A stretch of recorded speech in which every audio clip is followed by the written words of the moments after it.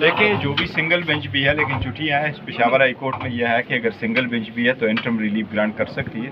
Petition ہم نے file کر دی ہے. استدعا ہماری یہی ہے کہ آج ہی سنا جائے. یہ بڑا ہی امپورٹنٹ میٹر ہے, بہت امپورٹنٹ ہے. پاکستان کے 25 کروڑ عواموں کے فنڈامنٹل رائٹس کا حق ہے.